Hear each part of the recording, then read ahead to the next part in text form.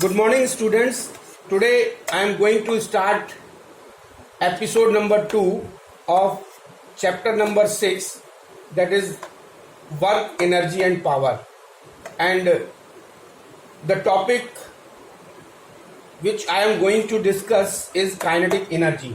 So, what is this kinetic energy? Kinetic energy is the energy which is produced due to the motion of the body.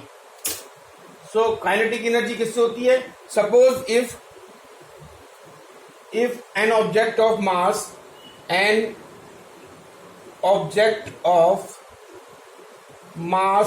अगर m मास का कोई object है and it is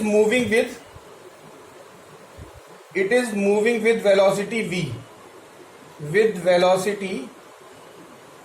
v, then the kinetic energy will be kinetic energy Ke, or we can say that it is equal to K. It is also denoted by K. Then this will be equal to 1 by 2 m, और this is v dot v. और हम जानते हैं कि दो vectors का जो dot product है वो v dot v is equal to v square होता है.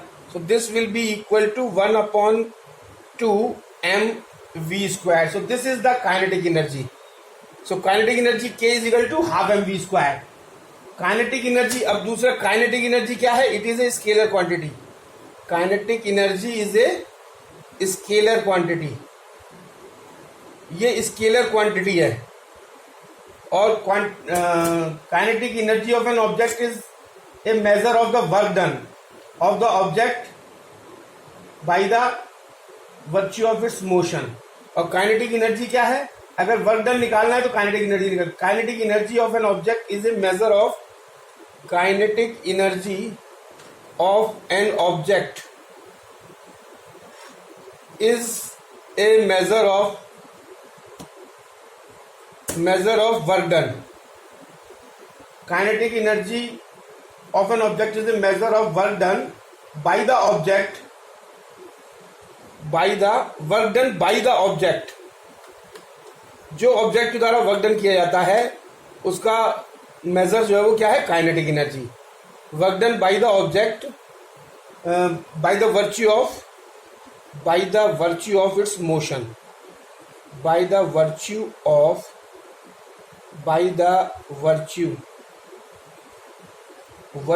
its motion.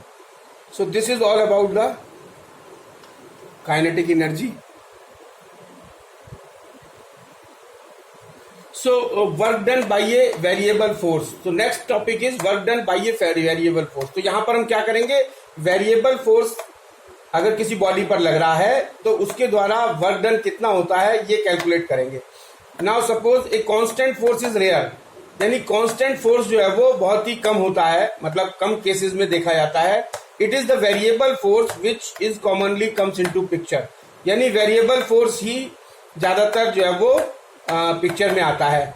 तो नाउ कैसे कैलकुलेट करेंगे वेरिएबल फोर्स वर्क डन? तो if we plot a graph between varying force, अगर हम एक ग्राफ प्लॉट करें, if we plot a graph between varying force and varying force fx, suppose this varying force fx is taken along the y-axis, this is y-axis, and the displacement from xi to xf along x-axis, और x-axis पे अगर हमने कोई एक displacement लिया, जो हमारा initial displacement xi था और फाइनल डिस्प्लेसमेंट जो है वो xf है, और तो इसका ग्राफ जो है वो इस तरीके, वेरिएबल फोर्स का ग्राफ जो है वो इस तरीके से आता है.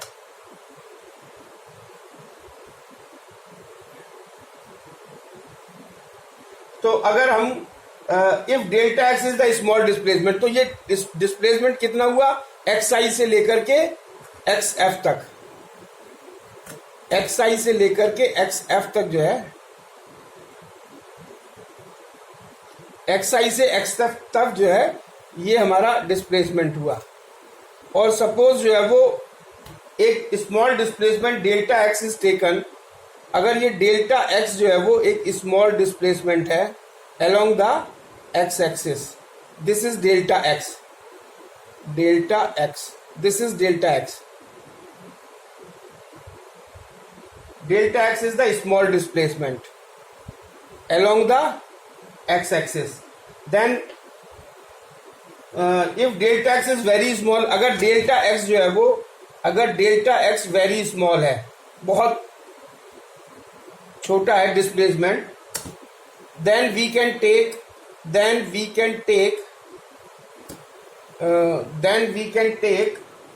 The force Fx. तो इस पे जो फोर्स लगा हुआ है उसको हम we can take the force Fx as constant. तो इसको हम कांस्टेंट मान सकते हैं फोर्स को. तो अब इसके लिए वर्क डन कितना होगा? Work done is equal to delta W, क्योंकि स्मॉल डिस्प्लेसमेंट के लिए लेते हैं तो ये होगा डेल्टा डब्ल्यू, और ये कितना होगा? Fx into delta x, Fx into delta x. तो दिस इज द फोर्स.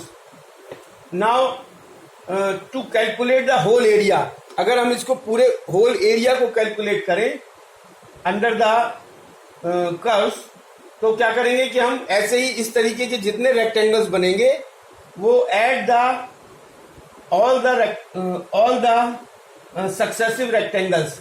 तो हम जितने भी ये रेक्टेंगल्स इसमें बनेंगे, ये जितने रेक्टेंगल्स इसमें बनेंगे यहाँ से लेके यहाँ तक, उनको जो है वो अगर हम ऐड कर दें तो ये हमारा टोटल एरिया जो है वो निकल आएगा.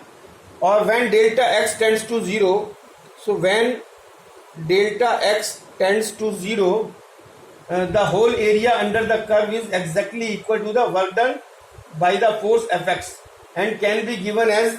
और जो वर्क डन कैसे दिया जाएगा? Work done is equal to limit delta x tends to zero and this is summation, this is from xi to, जहां तक डिस्प्लेसमेंट हुआ है xi टू xf. ये हमारा होल के लिए. अभी हमने जो है वो स्मॉल एलिमेंट के लिए निकाला डेल्टा डब्ल्यू, और अगर पूरे के लिए निकालेंगे तो लिमिट ले लेंगे हम xi से xf तक. Limit x tends to zero summation xi to xf and this will be equal to Fx into dx. और इसको हम क्या लिख सकते हैं? Work done is equal to xi integration xi to xf and Fx dx. Fx dx. So this is the work done by the variable force and which gives the displacement from xi to xf. Thus, for a varying force, work done can be expressed as a definite integral of force over displacement. So this can be expressed as a definite integral of force over the displacement xi over xf. So this is the work done by the variable force. W is equal to xi to xf Fx dx. So the next topic is work energy theorem for a variable force. So this work energy theorem for a variable force is a very important topic from examination point of view. And what does this state?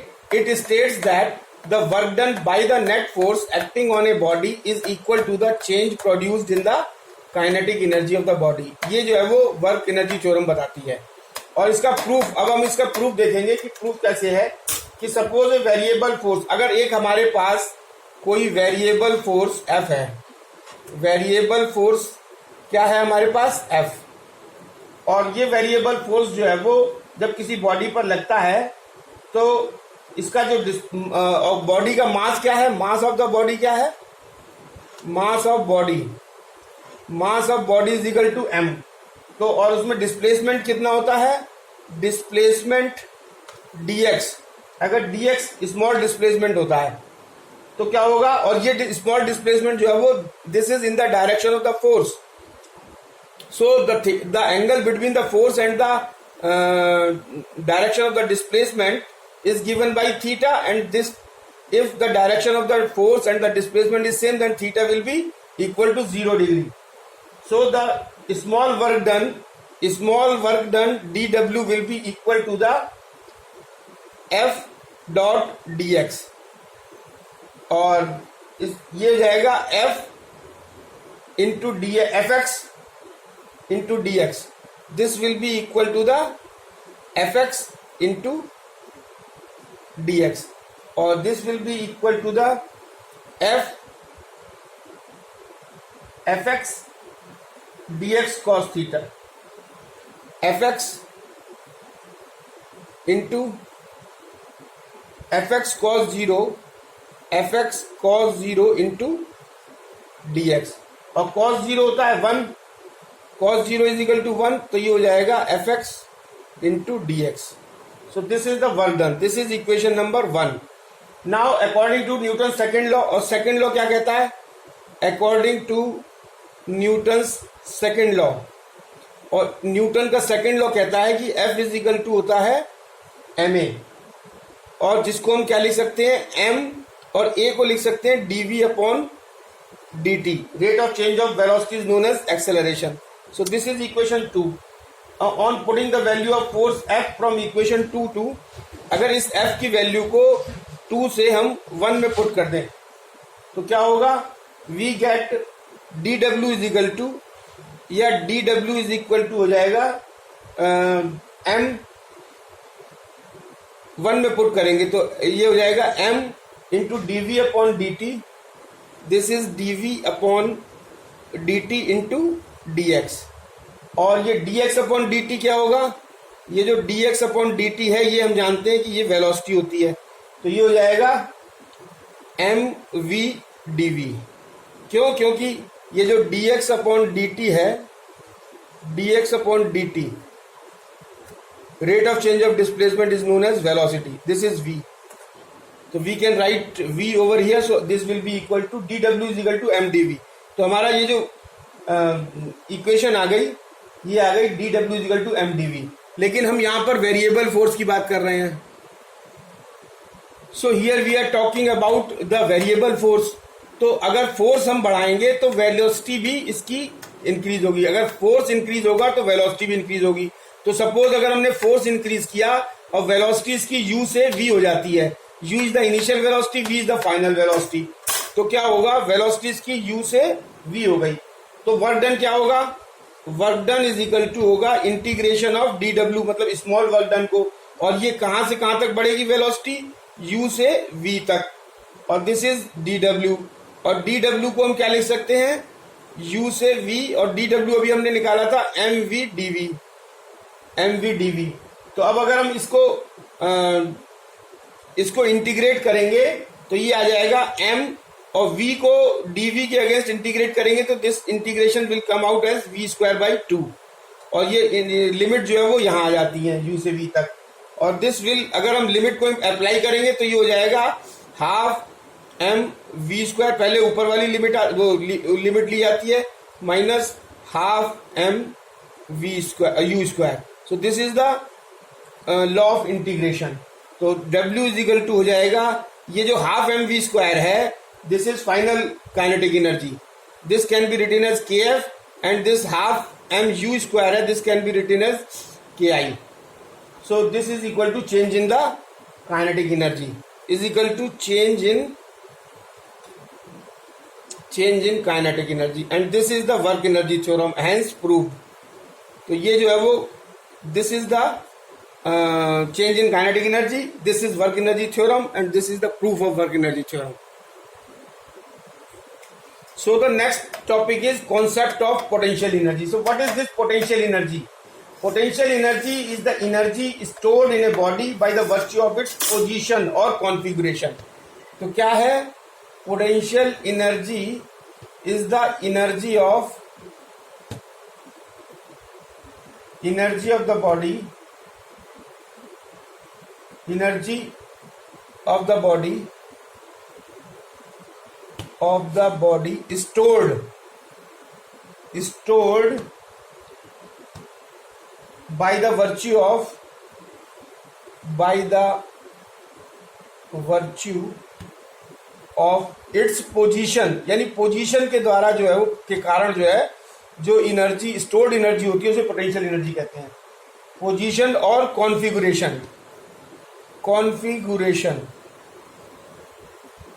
Configuration के कारण या position के कारण जो energy body में store होती है उसको पोटेंशियल एनर्जी कहते हैं। The word potential means the capacity और possibility of the body. The word, और पोटेंशियल का क्या मतलब होता है? The word potential, the word potential means, इसका मतलब होता है क्या? पोटेंशियल का मतलब होता है द कैपेसिटी और possibility of the body, the capability और the possibility of the body, the capability of the body या capacity of the body, we can say capacity of the body ready for action, of the body ready for action, ये potential का मतलब होता है, ready for action. तो it is also known as stored energy, यानी potential energy is also known as stored energy, is also known as stored energy. Now example, अगर हम इसका एक एग्जाम्पल लें तो इसके एग्जाम्पल हमारे क्या हैं कि पोटेंशियल एनर्जी ड्यू टू, सबसे पहले हम पकड़ेंगे पोजीशन। ये किसके कारण होती है? पोजीशन के कारण होती है और कॉन्फ़िगरेशन के कारण। पोजीशन के कारण जो स्टोर्ड एनर्जी होती है या पोटेंशियल एनर्जी होती है, उसका एग्जाम्पल क्या है कि potential energy due to position. तो पहला लिखेंगे potential energy due to position, यानी पोजीशन के कारण जो पोटेंशियल एनर्जी होती है वो कौन सी होती है। तो इसका एग्जाम्पल है, example of potential energy due to position. तो इसका एग्जाम्पल है a body lying on the roof of a building has some potential energy, यानी किसी भी बॉडी को, किसी भी ऑब्जेक्ट को अगर हम जब उठा करके उसको किसी छत पर रख देते हैं तो ये जो है वो it is having some potential energy. क्यों? क्योंकि जब हम उसको उस बॉडी को या ऑब्जेक्ट को जब छत से गिराएंगे तो this will do work. When we allow the body to fall down, it will do work. So this is due to the position. Potential energy due to the position. Now next is the potential energy due to configuration. So next is potential energy due to configuration. If a toy car, यानी car का जो खिलौना बच्चों का होता है, जो car के रूप में जो खिलौना होता है बच्चों का, the twisted spring has potential energy. उसको अगर हम स्प्रिंग में अगर टाइट कर दे चाबी, so the twisted spring has potential energy because as the spring is release, और जैसे ही हम स्प्रिंग को रिलीज करते हैं its potential energy start converting into kinetic energy and the toy car starts moving. और वो बच्चों को खिलौना जो है वो मूव करने लगता है। जैसे ही अगर हम उसको ट्विस्ट कर दें और उसमें चाबी भर दें और उसको रिलीज करें तो ये जो है वो पोटेंशियल एनर्जी इसकी जो है वो कन्वर्ट होना शुरू हो जाती है किसमें? काइनेटिक एनर्जी में, जिसकी वजह से जो है वो ये कार जो है वो मूव करना शुरू कर देती है। एंड द नेक्स्ट पॉइंट, अब classification of potential energy. Potential energy can be classified into 3 categories: gravitational potential energy, elastic potential energy and electrostatic potential energy. ये 3 तरीके की होती है। So gravitational potential energy, it is due to the gravitational force of attraction between 2 bodies kept at a distance. And elastic potential energy, it is due to the state of compression or extension of an elastic spring. And electrostatic potential energy, it is due to the force of attraction / repulsion between 2 charges kept at a distance. So these are the 3 potential. So work done against gravity. Gravity के against जो है वो work done कैसे होता है और कितना किसके बराबर होता है? Whenever work is done against gravity, the amount of work done is equal to the product of force where F is equal to mg and the vertical distance through which the body is lifted. कौन सी distance लेते हैं potential energy के case में? Potential energy के case में वो distance लेते हैं जितनी ऊंचाई तक वो जो है वो बॉडी को लिफ्ट कर रखे हैं हम। So vertical distance through which the body is lifted and this work done is equal to होता है, work done is equal to force into displacement. तो डिस्प्लेसमेंट को डी हमने मान लिया कह दिया। So work done is equal to हो गया फोर्स क्या है? फोर्स हमारा है mg वेट मतलब force F is equal to mg होगा, F इजिकल टू ma से, and d is the distance. So और d को here we will take h height. So this will be equal to mgh. तो work done is equal to होगा mgh and this is known as the potential energy. Now the next topic is force. This is very important topic because this force is classified into two categories, conservative force and non-conservative force. And conservative force कौन से होते हैं? Conservative force are those forces in which work done by the force is independent of path followed by the particle and depends only on the initial and the final position. तो इसमें क्या होता है कि ये जो है वो पाथ के ऊपर डिपेंड नहीं करते हैं. कंजर्वेटिव फोर्स वो फोर्स होते हैं जिसमें जो वर्क डन, जब फोर्स जिस फोर्स के द्वारा जब वर्क डन किया जाता है और वो वर्क डन जो है वो पाथ के ऊपर डिपेंड नहीं करता है. और किस पे डिपेंड करता है? Initial and the final position of the particle.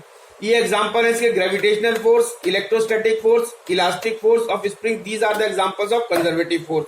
And the non conservative force are those forces in which work done by the force is dependent upon the path along which the body moves.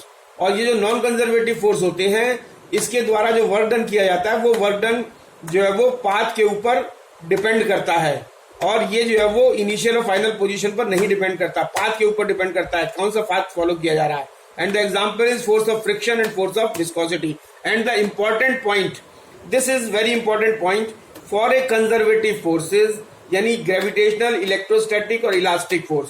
These are the example of conservative. इस conservative force के case में जो change in potential energy होती है वो is equal to the negative of the work done by the force और change in potential is equal to minus fx dx. So this is end of the topic and thank you very much.